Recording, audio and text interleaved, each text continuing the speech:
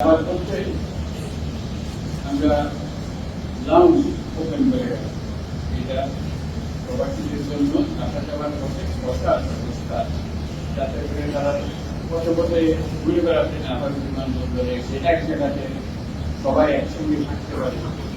আর অন্যান্য প্যাসেঞ্জারও থাকে, তাদের মধ্যে মিশে গেলে বোঝা যায় না যে প্রবাসী কারণে বিদেশ আছে।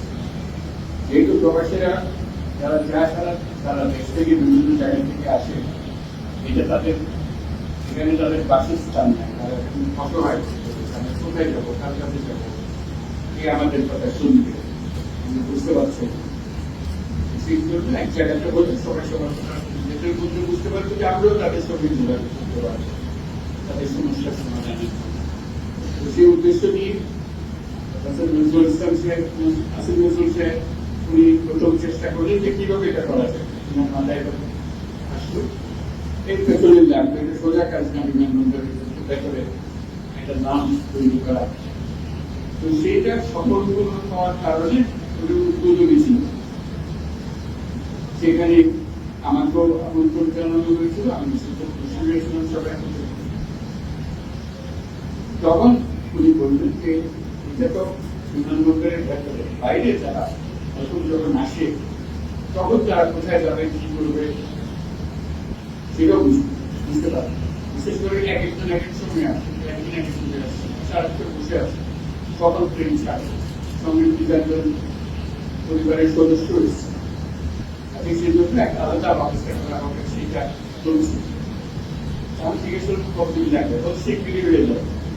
শিগগিরই মানে কত শিগগির বলতে বলতো, তখন ওটা আপনার ঠিক আছে, আমি আসার পথে ওটা দেখে যাবো না, চলছে 4 দিন হতে এই আসার পথে আজকে হয়ে গেল।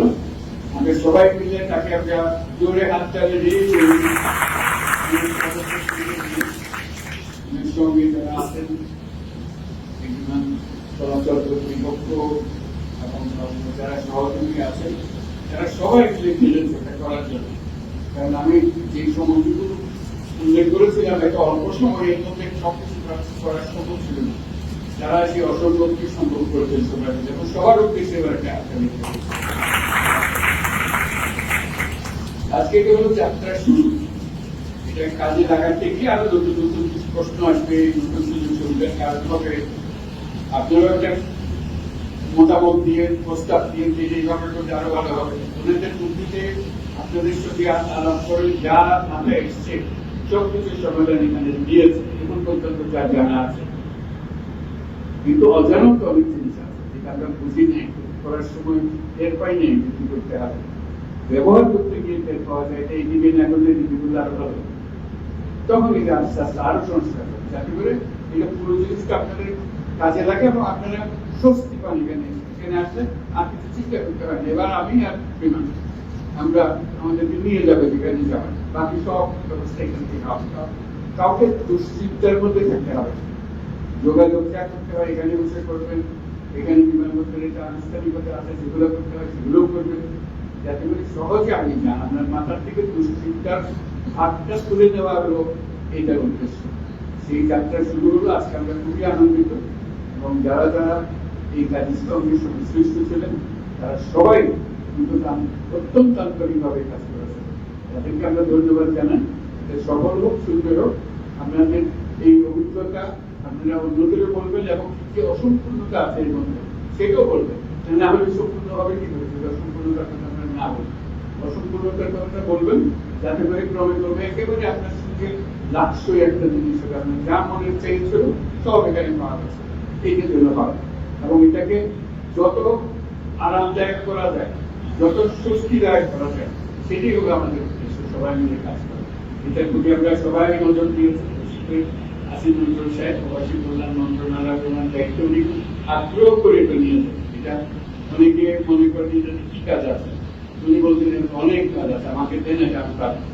সেটা আগ্রহ করে দিয়েছেন। এটার প্রথম নমুনা আপনাদের, এটা করতে অনেক সময় লেগেছে, তাড়াহুড়ো করে বাইরে 3 মাস লেগেছে এই কাজ করতে। প্রথম দিন থেকে এটা পেছনে ছিলেন। আজকে সব বন্ধুদের আমাদের সবার আনন্দ লাগছে। তো সবাইকে ধন্যবাদ জানাচ্ছি, শুভেচ্ছা জানাচ্ছি। আমাদের যাত্রা শুভ হোক। ধন্যবাদ।